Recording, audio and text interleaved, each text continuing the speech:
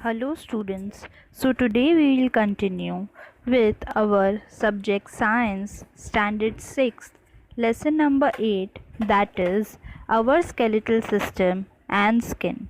So we'll move with the very first topic of the half lesson, that is the axial skeleton. Before starting with the axial skeleton, I'd like you to know that our body grows. The size and length of our bones increases. Such changes in size and length can be seen in children according to their age. However, we say that our body is growing, but our body grows up till a certain limit. The bones of taller people are longer. Now the axial skeleton. The skull. Skull is formed by the bones of the head and face. The bones of the skull are basically flat and strong. There are altogether 22 bones in a skull, 8 in the head and 14 in the face. Except for the lower jaw, none of the bone of the skull can move. That is, they are immovable bones. Okay. Next we have rib cage. Now move your hand on your chest. You will feel that there are two sides in your chest and they feel like some kind of cage. That is basic your rib cage. Now check in the center. How many bones do you feel? The cage like structure in the chest is called the rib cage.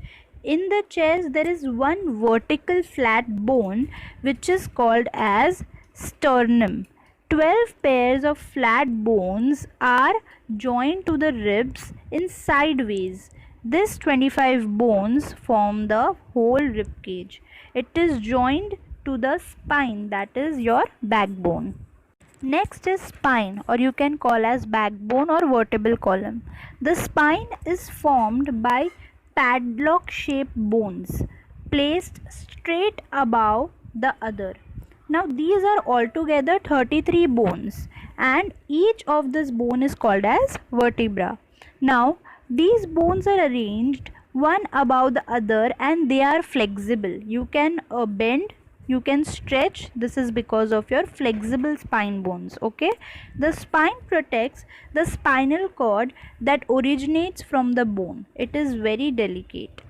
Now next is the appendicular skeleton. The human body has 2 arms and 2 legs.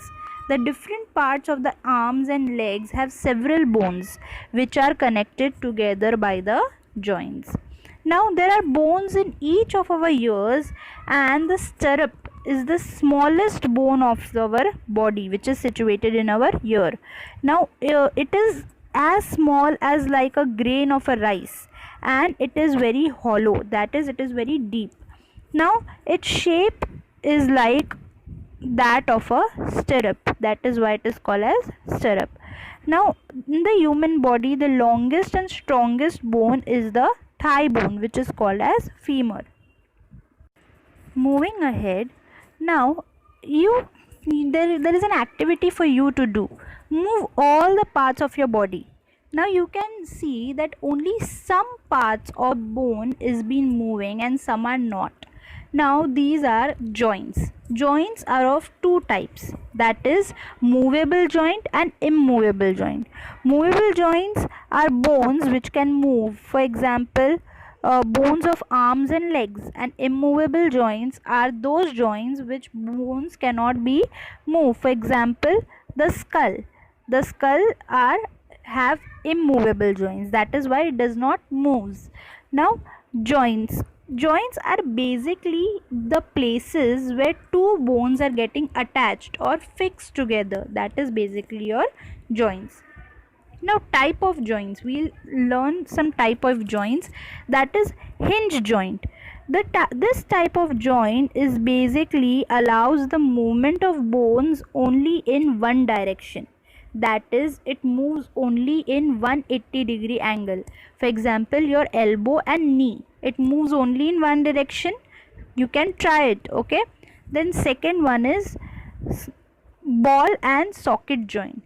This is basically a kind of a joint which can move in a whole circular manner. For example, it can move 360-degree angle. Example, your shoulder and your hip joint. Now third one is gliding joint. In this type of joint, the bones are only slide over each other. Example, your wrist and your ankle. They are just fixed. You cannot move it in 180 degree or 360 degree. They just slide away, they move. Okay, understood, students?